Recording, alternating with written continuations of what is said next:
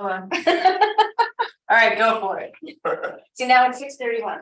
All right, we'll call the policy committee meeting to order at 6:31. Maureen's with us on Zoom. Hi, Maureen. Hi, I'm here. Hi, All right. everybody. Properly caffeinated, so let's go. We're gonna start with policies for rescission. Policy 4216, instructional paraprofessional. If you look at your included Shipman and Goodwin notes, they say the policy is not required. It reiterates legal requirements. And they do not maintain a policy on it. We maintain a model parent guardian notice of teacher paraprofessional qualifications. They recommend that we rescind this. So in your packet, you will see policy 4216 instructional paraprofessionals and also regulation 4216 form 1 that goes with it. That is the only regulation that goes with it. But this we don't actually use. Do parents ever request notices about qualifications? We have had that situation where we've had to send that. So yes, it comes from Heather's office. Okay. So Heather maintains that. So this form we would keep, but we don't actually use this. No, she uses a basically a similar letter to it, but it doesn't. It's not the same exact format, but it has the same information. So we would recommend sending this regulation to you, but we don't actually rescind it ourselves. Correct. Unless you refuse to do it, in which case then we could go and make you do it. Yes. I don't think it's gonna be a problem. So any comments or other discussion about rescinding policy 4216? Maureen, No, that's fine with me. Thank you. anyone else? All right, so we will recommend rescission for that to the board. Can we also recommend waiving the second read of that? Yes, Good, okay. That one. Okay, next policy 5090.4.3 computers, websites, pages. Shipman and Goodwin recommend that this is repealed. Also, we have already adopted the policy called acceptable use on June 6th. And that's the one that they recommend that we adopt that model. So this, they're recommending we rescind policy 5090.4.3 computers, websites, pages. Any further discussion, comments, questions? Maureen? I don't have any. No, thank you. So we're all good with recommending rescission and also waiving second read? Yes, I think this is written in the AOL.com. All right, next policy 5100.7 contest for students. Shipman and Goodwin say the policy is not mandatory, may be repealed, and it could be regulated by procedures. So my question then for Dr. Cook is, do we have procedures or regulations or whatever about contests for students? Just because when I read this, it talks about, you know, outside organizations that perhaps want to sponsor a contest that would align with, you know, our curriculum or education or whatever. So how would they know what the guidelines are? So they usually come from the contest. So we'll get this from time to time from the state that says, you know, we have a writing contest or a poetry contest or something like that. Yeah. So we provide that to the, you know, for my office, we provide that to the schools, and the schools make a determination whether to participate or not. And if they do, they follow the rules. So is there like a written regulation or administrative instructions or anything? No, but I don't believe there needs to be, because like I said, Well, if it comes from the state, they have their own. They have their own process. But what if it was like a community organization, like, you know? Yeah, the Veterans Association has done some things, but in the past, but again, they well define it. If they didn't, we wouldn't let it pass our office typically. You know, if it's something we didn't think we'd want students to participate in, we. Well, I guess like, do they just know just to contact your office or, okay, Yeah, and there is processes out there in terms of you know, sending things out to students through the digital backpack and things like that. So Okay. that- all right. So if I don't have any further questions, comments, yes. Yeah, on the back, you'll notice the part that talks about, it authorizes like individual classroom contests. And it says that the superintendent doesn't need to be notified, but classroom teacher or the staff member originating the contest should do so with the knowledge and consent of the principal. And if there's any question that involves policy or advisability of the contest, the principal may bump that up to a higher authority.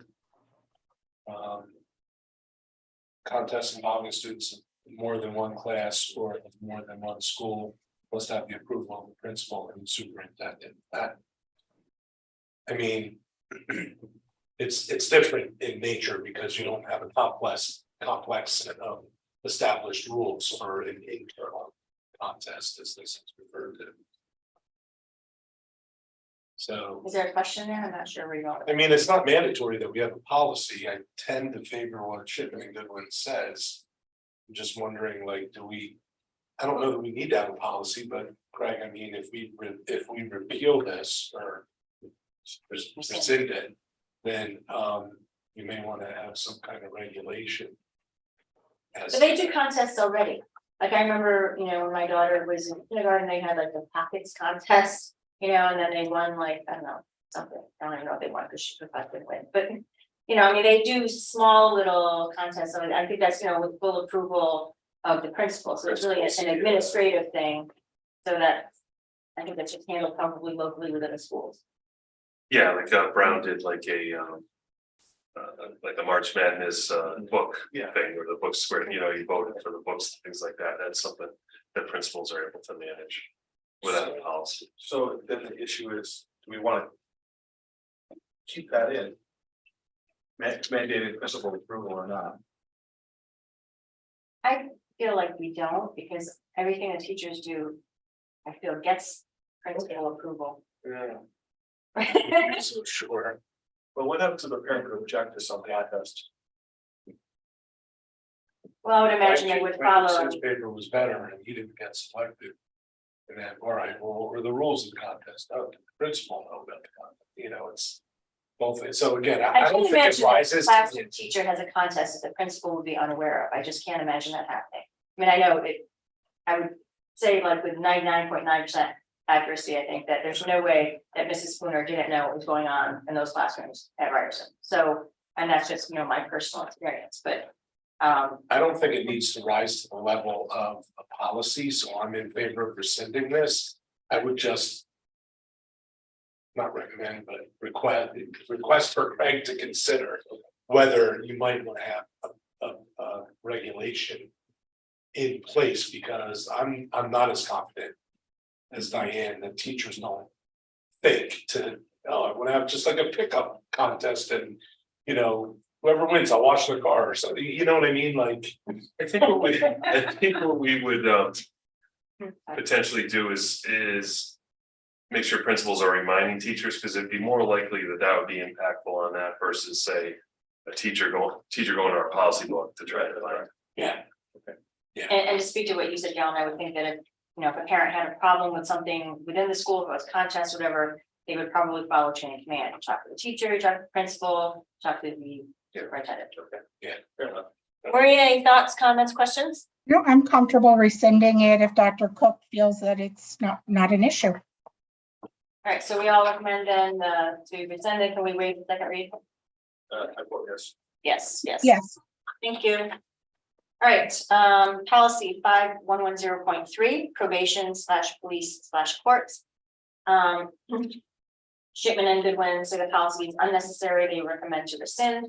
The policy replicates statutory language concerning juvenile offenders and the obligation of other agencies. Questions, comments? Maureen? I'm fine with that. If they feel that we don't need that, that's fine with me. I would favor rescinding that. I just have a question for Dr. Cook, if he feels that we're not losing anything, that all the conditions for cases would be covered by what we already have, or by the police district if necessary. Yeah, police are excellent about this. They know that if they do arrest a student, I get notified by a form from the police department. And so they're very good about that. Again, they wouldn't be looking necessarily at our policies, they'd be looking at our regulations. There's nothing. Well, it's required by public Right, acts. for them right. to- There's nothing that you feel you're giving up by. No. rescinding this policy. Okay. I mean, even within the policy, each paragraph, it references either Connecticut general statute or the public act, that it's. Well, that's my issue with this, why I agree we should rescind it, is if there's already statutory law in place and we're just echoing it in our policy, then we always run the risk of falling behind when the legislature changes the statute. So unless it's directly tied to and says like school officials and probation investigations, if requested by a court prior to disposition of case, the superintendent, blah, blah, blah, shall blah, blah, blah. In accordance with section, CGS section. Right, if they change anything, then you have to go back and change policy. Yeah, but I mean, if you just let the blanket say refer to CGS, whatever, but you don't need to do that either. So for me, it's. I think if we had policy that were echoing statutes, we'd have like a bazillion policies or something. Yeah, exactly. This is clean in house. All Yeah. right, so any further comments or questions? We're gonna policy, otherwise we'll say that we will move it forward to the board for rescission and wait a second read. Good, Maureen? Yes, Thank you. Yes. Good, me too, okay. And that leaves policy 5180, annual notification of Board of Ed policies and regulations. Shipman and Goodwin recommend the board consider repealing this policy because it is unnecessary. State law requires the board annually notify students' parents of policies concerning student conduct in school. So, I mean, the policy is short, it's just the superintendent shall require school administrators to provide information concerning policies and regulations. Blah, blah, blah, so. do we- It happens, yeah, Good to so. know. It's one of those ones where it's like, it, happens yearly, based on that, student, parents sign off on the re-register. And, Is that in the packet, the parent, the kids bring home, the parents have to sign? Is it in the board saying? That's what I was just gonna say. It just comes from the district. I wonder if we just need to add if the statute actually says the board has to do it. I'm not recommending we change how we do things, other than to just maybe put a cover letter for the Board of Education on it. It says enclosed, please find the school conduct code. So the board annually, state law requires that the board annually notify students and parents. So perhaps we need to make a formal motion each year to allow that to act as proxy, or just, yeah, you're doing that Board of Ed. through me, yeah, okay. It's really through your designee, you're doing that. So Shipman will use that, they'll use Board of Ed and administration sometimes interchange. Okay. All right, so any further discussion or questions or comments on this? Otherwise, we will move it forward to the board for rescission and waive the second read. Maureen, you good? yes, yes, I'm agreeable. Thank you. Are you good with that? Yes. Okay. All right, so that are all the policies for rescission. Now we're gonna look at policies for review. These are for rescind and replace. So the first policy is policy 4141, social networking. So if you actually compare the current policy with the new policy, which is entitled social media, the changes are actually line 4. Instead of saying the Board of Ed recognizes, it's the Madison Board of Ed, also known as the board. And then lines 25 and 26 on the new policy, that's new. And then the references on the current policy, if you look under, it says violates the law, then it says CF 4150 and it lists all the policies, that's been removed. And then the last, on the current policy, the last says Electronic Communication Privacy Act, it's the legal reference that was removed. So there's really not much change in this besides like a couple of wording changes, one sentence, and then removing of citations. So I would recommend that we rescind and replace and also waive the second read. Thoughts, comments, questions, Maureen? I agree with that.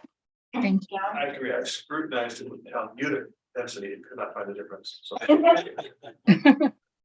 So, okay, so we will move that forward for our rescind and replace and waive the second read. Moving on. Policy 4020, tutoring by staff members.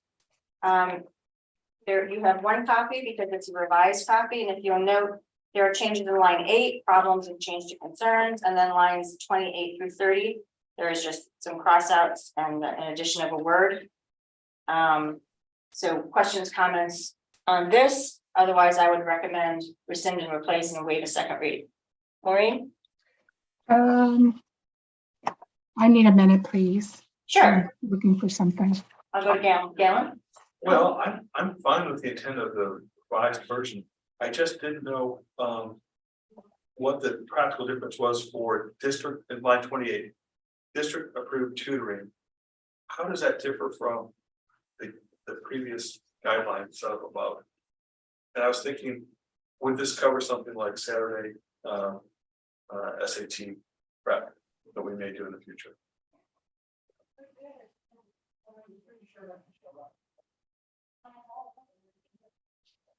I think this seemed to This is more about, private tutoring. yeah, the parent Outside. decides that they need, Right. a third grader needs help with math or Right. something like that, Right. that they go out and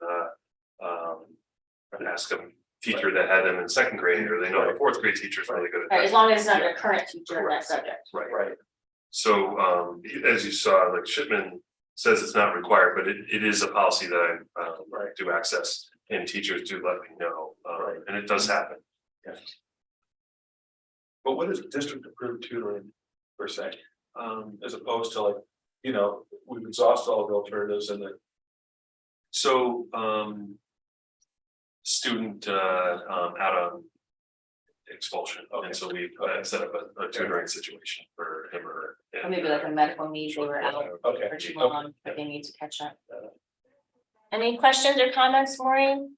That was pretty much my question, and I just wanted to clarify. On line 22, a staff member shall not tutor for, Remuneration. yes, remunerate, but they can, as long as it's not the classroom teacher, teachers are permitted to tutor other students or previous students. Is that correct? That's my Yes. understanding. Okay, that's my understanding. I think that's good.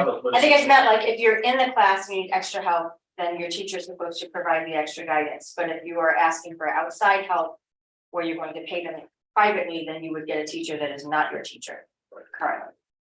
Just for that year that they're your teacher, correct? That's what- Correct. Yes, they have to be currently enrolled in that class. Okay, I think that's good. Thank you. And there's a spelling error. Ooh, where? Ooh, feel like I scored. Did I Line miss it? 34. The executive committee will consider whether. Will have considered whether. Wait, where are you? Line You're on the next 34? one? He's on the next policy. I'm sorry. Oh, No, because I noticed the typo when I just looked at it. Yeah, I'm so excited. Sorry. All right, so we're still on 40-20. So tutoring by staff members, we're good with rescind and replace and waive the second read, correct? Yes. Yeah. Good? Yes. Okay. All right, so now we are going to policy 9540.2 agenda. So you have a copy of the current policy, then you have the newest revision, which is construction and posting of agenda. And let's know. All right, so read my notes for a second. So. So this was revised, the copy that you have in front of you, the newest revision is, this was revised based upon our last committee meeting where we recommended some changes. So we need to review this revision and decide to move it forward. And yes, I caught the misspelling on line 34. Also, line 33, it should be will consider, no D, not past tense. No ED, correct. And also, so line 21, that should be crossed out. And the ED on line 33 of considered should be consider, and the misspelling of whether on line 34. And then in line 38, I think we would cross off the brackets around or special and leave in the words or special. And then I think that's everything. So I think this included, read it carefully because it's everything that we discussed at the last meeting. My only comment about this was the same comment I think I had at the last committee meeting, was whether or not when we talk about letter D, town residents or taxpayers requesting, if that's an individual or if we wanted them to like have more than one person. I think we landed on individual is fine, it's just that it's not going to automatically be added. That's right. So is everyone good with the changes that I just stated? Yes, No, I'm slow on this, so I Okay. apologize. you're not properly caffeinated. Yeah. Another sip. Lines 12 through 14, can you Yes. explain why, who crossed out that crossed out optional 14?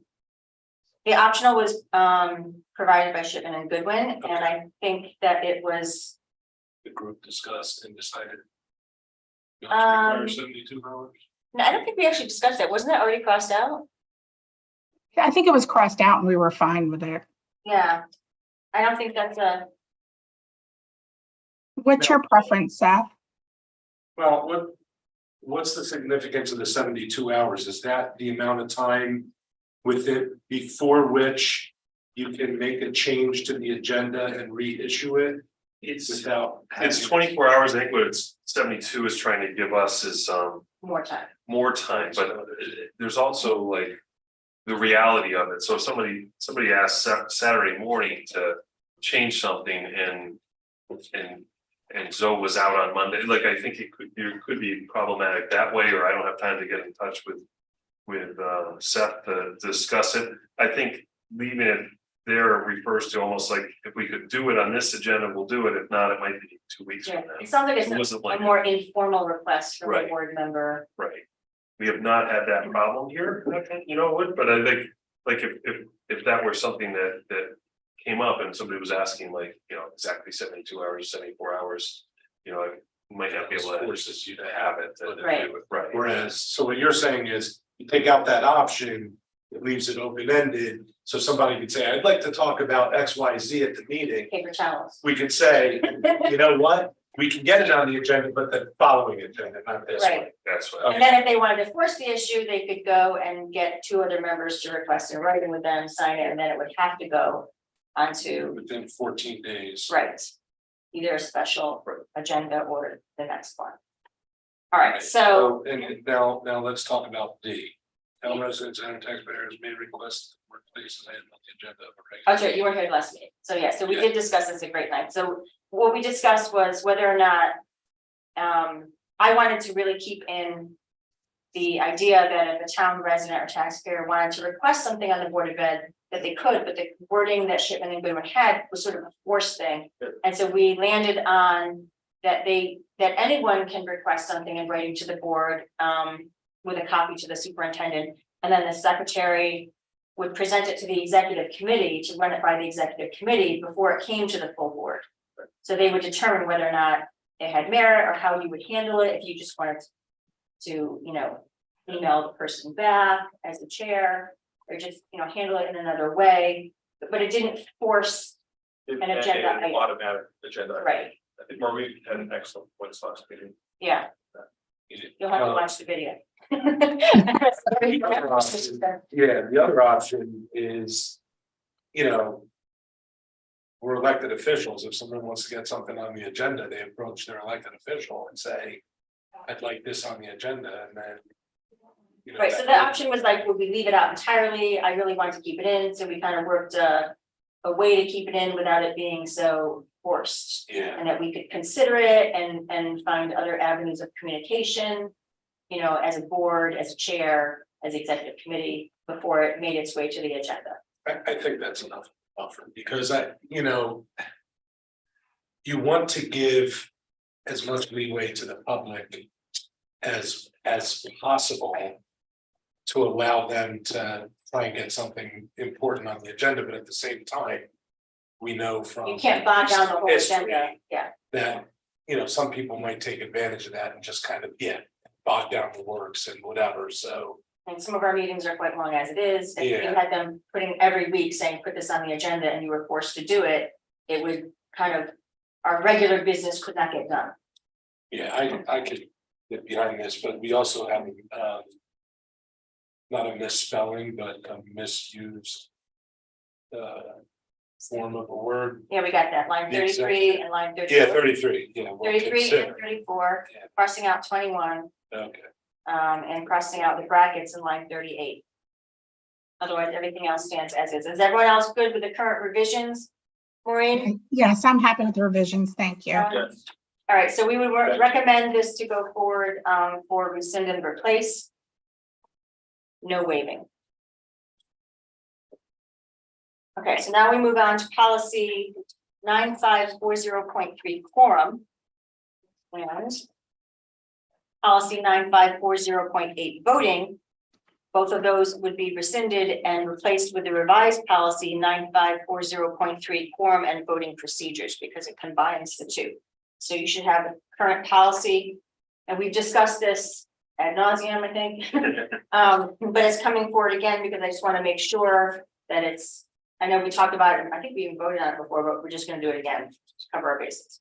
So 9540.3 quorum is going to be rescinded. 9540.8 voting method rescinded, and then I want you especially, Seth, to review the revised policy 9540.3 form and voting procedures, because why not want that? Oh, because we made some changes to what Shipman and Goodwin had originally suggested. So if you look at line 45, you'll see the changes that we made 45 through 49. The affirmative vote of a majority of those members present at any meeting having a quorum shall be considered sufficient for action, except for those actions required by law or these policies. In addition, we wanted to keep in from the current policy that we would need a majority vote of the entire board and not just of the quorum in order to approve the annual budget and to approve special appropriations. And we cut that list down from, as you can see, from, negotiated personnel contracts, long-term lease. School calendar, course of studies, etc. and also the line that says approval of transfer, and it refers to policy 3140, that policy was rescinded. Yeah, the only thing that I'm a little bit concerned about with special appropriations is sometimes you're in a situation when we need a quick vote of the board, because after we do a special appropriation recommendation, it goes to Board of Selectmen and Board of Finance, and then it has to go to town meeting for a special appropriation. Well, So if we don't have a quorum at, in a given meeting, here's what we were thinking, was that if we just said majority of quorum, you could potentially have just 5 members out of the board present, and then you would only need 3 votes to make it go forward. And so that's why we felt it would be better to have a majority vote of the entire board as more representative of the board, rather than, that's the extreme example, but it could possibly happen. So we were saying a majority vote of the entire board requires 5 votes.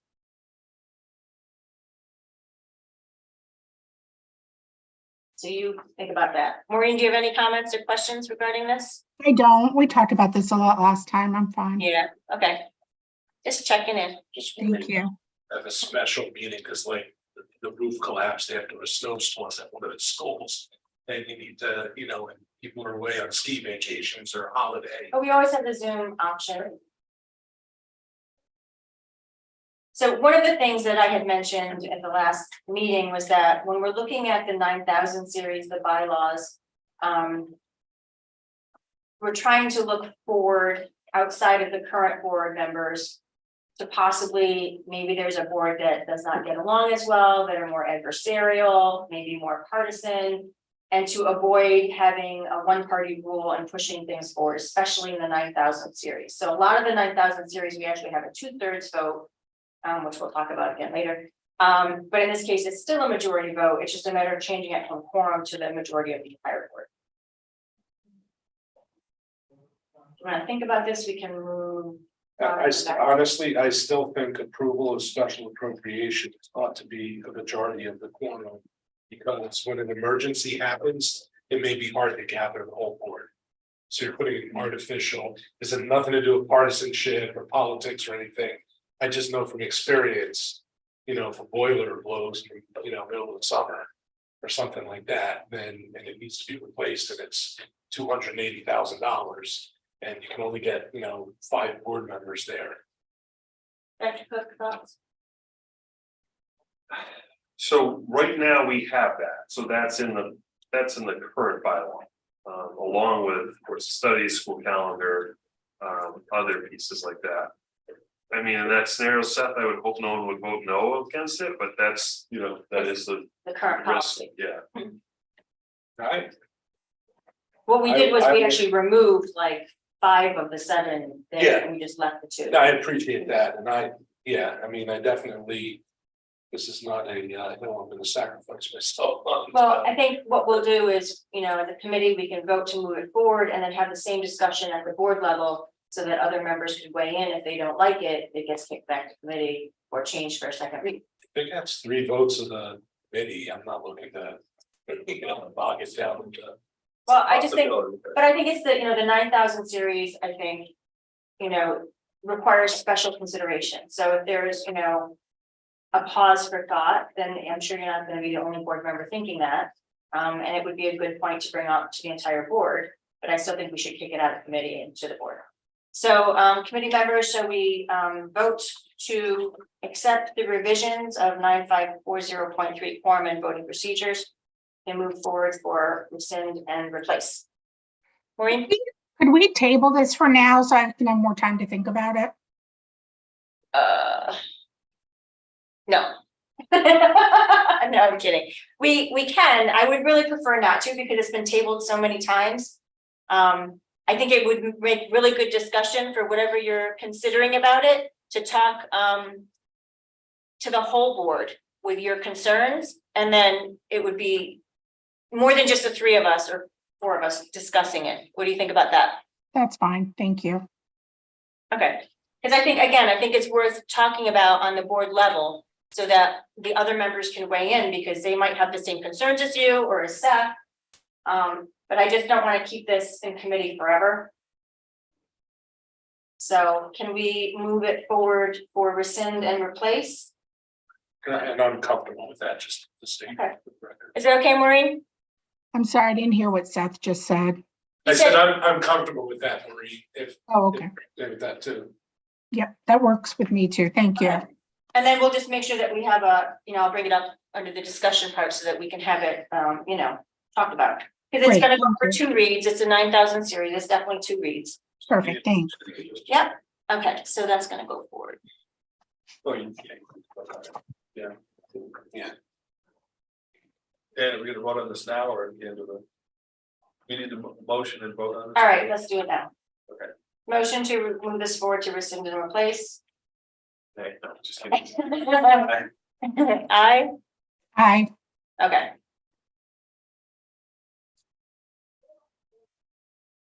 All right, the next policy is 9420, board officers. And we have 2 other policies that are listed under it, and I'll just remind everyone because we've looked at this before. We're looking at policy 9420, board officers, and the other 2 that we already discussed, the 9220.3 board member resignation and 9220.5 unexpired term fulfillment and vacancies. We held those off from moving forward because we need to address the filling of the officer vacancies because it was mentioned in one of those other policies, but their revised policies did not mention it, and this one does. So the current policy, you have 9420 board officers, and then you have the revised policy 9420 officers. So my first question is we wordsmithed lines 7, 8, and we added these officers shall comprise or form the executive committee. I just want to make sure everyone's okay with that wording, or if you want to change it.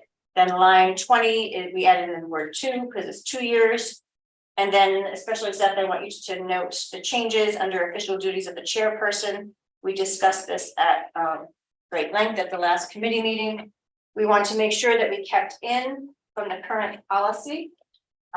If you look at the current policy on the second page, there's a list of all the things the chairperson shall do.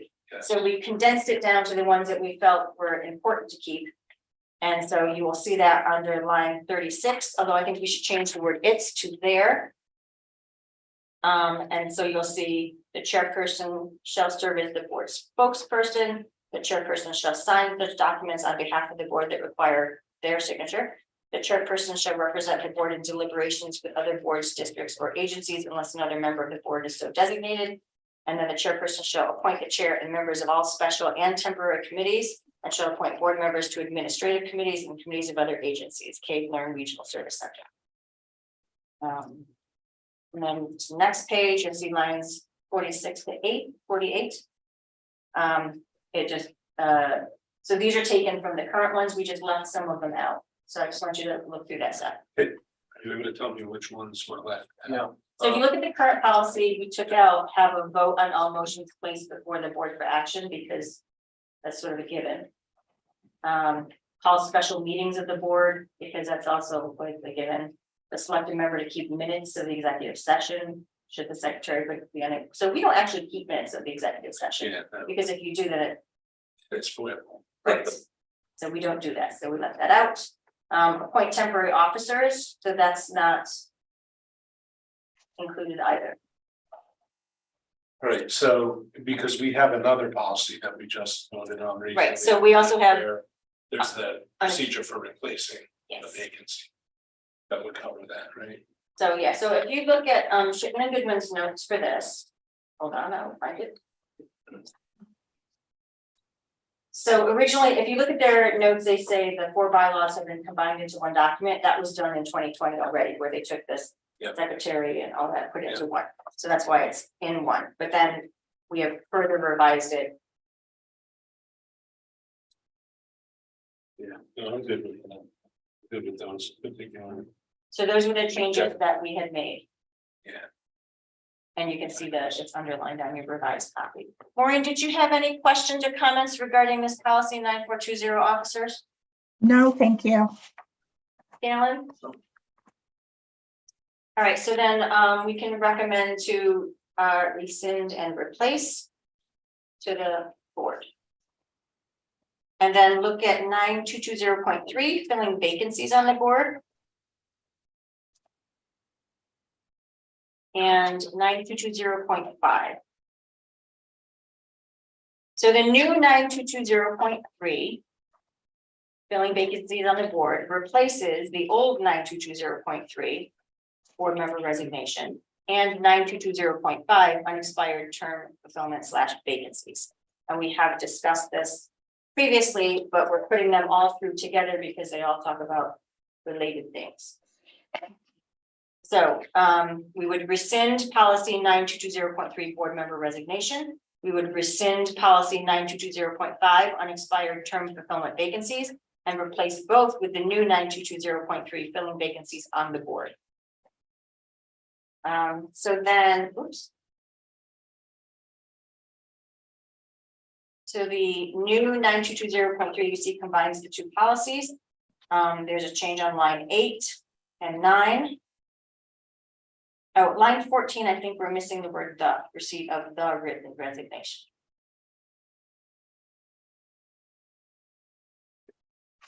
I mean, the only scenario I can come up with that kind of challenges this. Is if somebody ceases to be an elector of the town. And they've already moved and we can't get in touch with them to elicit their letter of resignation. Do we need to put anything in here to say? There is no letter of resignation, then the board can vote on, on the. I mean, the current, Effective resignation or. the current policy also states that, and Shipman and Goodwin did not recommend anything regarding that. I think, Well, I mean, because you can't can we not proceed? I mean, arguably, I think it automatically happens by statute. But Yeah. The two reasons, yeah, if you become employed by the Board of Ed or if you you're automatically resigned. you automatically resign. I think the okay, written resignation is just sort of a formality and. yeah. On line 14, it just strikes me as a little peculiar where it says the board will accept the resignation, blah, blah, blah, unless the resignation is withdrawn anytime prior to the board's action. Is that pretty standard? So basically someone could submit a resignation and then change their mind if we haven't voted on it yet? Yeah, I mean, that's the current bylaw as well, it's in there. I think that, until it's an actionable item, if you say you wanted to resign and then we haven't moved on it, then you can say, I don't wanna, I'll stay. Change your mind. You can change your mind.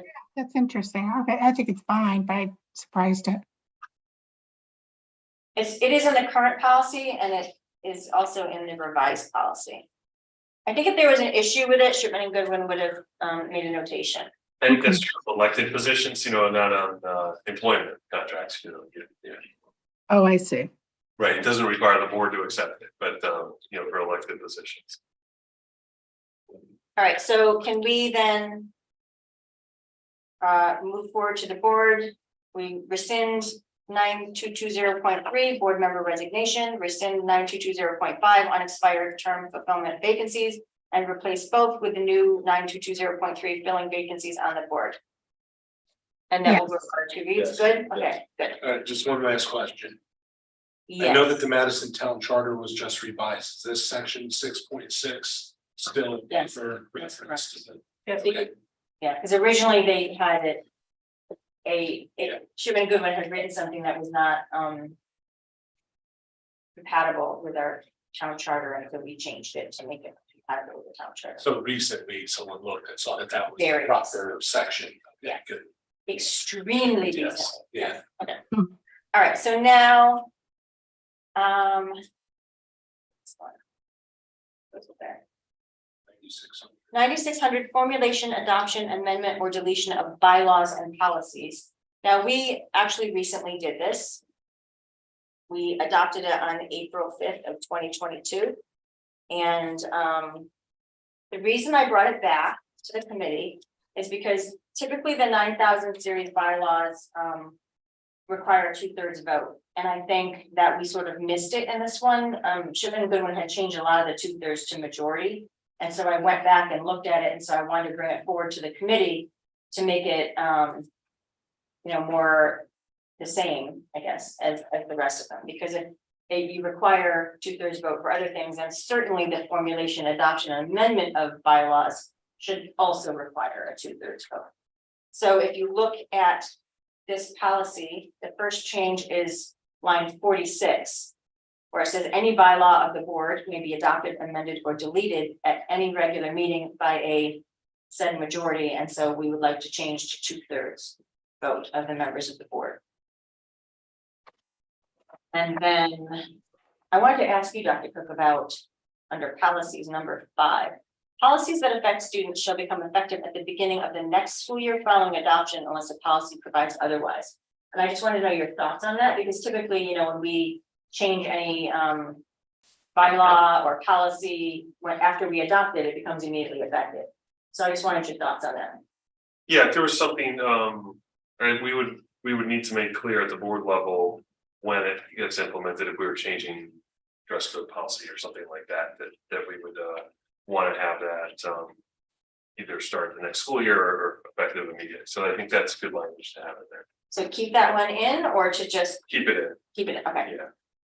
And then I just want to draw your attention to line 81 and 82, because there it does say 2/3 affirmative vote of the quorum of the board, and that's for dispensing with the 2-read adoption. And we did talk about that when we adopted it in April, but I'm just drawing your attention to it because it is a 2/3 vote of a quorum of the vote board. And then line 90 is where the change is from majority to 2/3. So the formal adoption or deletion of policies and the adoption of policy changes shall be by 2/3 vote of all members of the board, and the action shall be recorded in the minutes of the board. So, So yeah, the real distinction there that we need to be mindful of is if we don't have a quorum, then there's no meeting. We can't take any action. So you have to have a quorum at the Right. very least. So if you have 2/3 of the vote of the board, that's a higher standard correct, than and that was 2/3. the intent. Yeah. Because So the you 9,000, only had 5 people there, then you would need a unanimous vote correct. to pass. And so the reasoning behind this, and we had talked about, Well, you need 6, no, you need 6, that's right. that's right, you would need 6. Yeah. So the intent here is to avoid partisan politics, to avoid a one-party rule, is to make sure that bylaws, which are, this is regulating how the board works. And so with most of the bylaws, you need a 2/3 vote. So I kept thinking of, think about the, most extreme scenario would be that you only have a quorum and then you have a divided vote. We don't want 3 members of the board deciding changes to policies and bylaws. You want to make sure it's something that the entire board wants and that it's a 2/3 vote to avoid politics. Policies are just for bylaws. For bylaws, because under this, Yeah. it's the quorum, 2/3 of the quorum. So 5 show up, 3 pass for that one. For that one. Yeah. generally policies will be adopted, yeah. But So it's yeah, pretty much commonplace that that bylaws are 2/3 of it.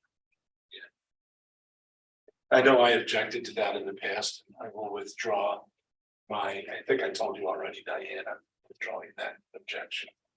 So I just wanted to bring this forward and to make sure that the language was acceptable to the committee, and then, you know, we discuss it at the board level. And, you know, this of course would be a two read. So. Any questions, thoughts, comments about the way it's worded in this particular policy bylaw?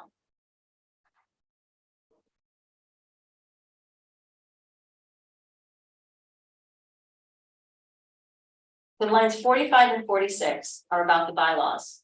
Any bylaw of the board may be adopted, amended, or deleted at any regular meeting by a 2/3 vote of all members of the board. Yeah. So then if you look then at lines 89 to 91, the formal adoption or deletion of policies and the adoption of policy changes shall be by, and so this is where I draw your attention to. Do you want to keep it 2/3 or do you want to keep it majority? Because this is not bylaws, it's policies. And above, we have generally policies, look at line 78 to 82. Generally, policies will be adopted, amended, or deleted. By 2 meetings. So this 2/3 quorum is in order to waive that second read. Oh, okay, that's for waiving. Yeah. Second read, okay. And this is for actual vote on, Mhm. And also in the beginning, so the way this is divided up, first you have the process, then you talk about bylaws. So under the bylaws, you don't waive the second read. But under policies, you have the option to waive the second read. And that's with a 2/3 vote of quorum.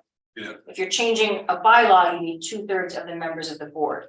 So then my question is, do we want to keep line 89 and 90 to 91, that sentence? Do you want the formal adoption or deletion of policies and the adoption of policy changes by 2/3 vote of members of the board, 2/3 vote of quorum, or majority vote? I believe you want, sorry to jump in, but I believe you want majority. If Yeah, you want to I stay agree. as this, because you Okay. can waive Yeah. a policy. Yeah. With majority vote. So we'll keep majority and cross out 2/3. Are you with us, Maureen? Yes, Okay, and you're good with that change? yes. I mean, as I stated before, my preference is majority over 2/3, but I understand that that's the standard for bylaws based on what Dr. Cook said. So I will support that. Okay, thank you. All right, so then with that change, we will move this forward to the board. 9600 formulation, adoption, amendment, or deletion of bylaws and policies with the revision we just made. Or rescind and replace. Good, you have to vote on it though. Yes, aye. Aye. 3, thank you. And so we're gonna have the same discussion with 9640 formulation, adoption, amendment, or deletion of administrative regulations.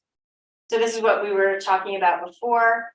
So although we don't vote on regulations, the board, the superintendent is responsible for the formulation, adoption, amendment, and deletion of administrative regulations, but the board can, we reserve the right to review and direct revisions or deletions. And if we need to, we can direct the superintendent by a vote, and this is 2/3 vote of all members in attendance at the meeting.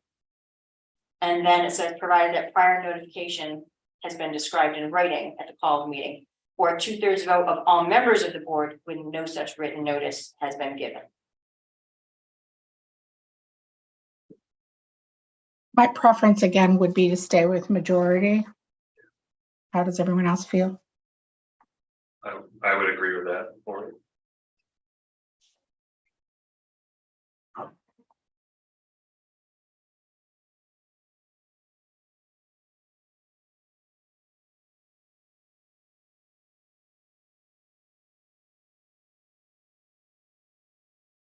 So if you make it a majority instead of 2/3, then it makes it easier for the board to override you.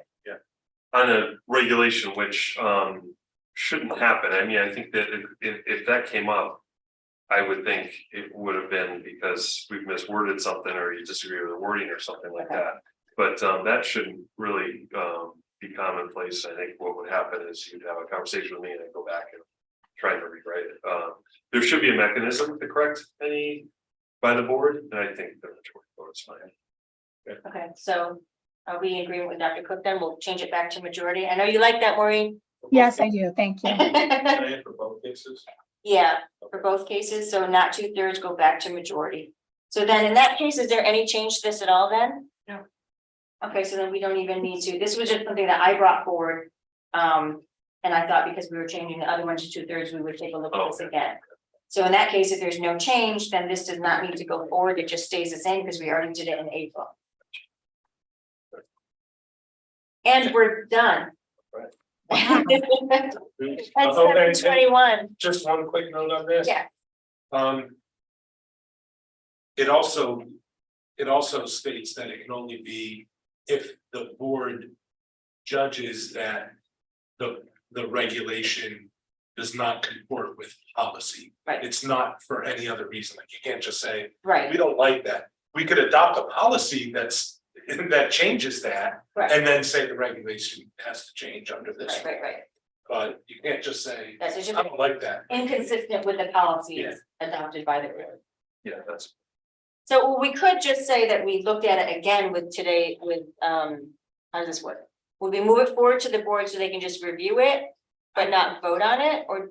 I don't believe we would, seeing as there were no changes made to the policy. I- Maybe you just mention it in Your your committee. report. Yeah, Just because like it says revised April 5th, I think there's another policy where we did this and we had, it was reviewed on. And it was a newer date of 2023. We did do that, actually. I'm happy to move forward doing that if you want to. We don't have to. I don't think it's, I think that the other one might have had a much older date, like I think. Oh, this is okay. still under consideration. Yeah, Okay, so then we're not gonna do anything with this. Then. I can mention it in my report, but we don't need no action. Yeah.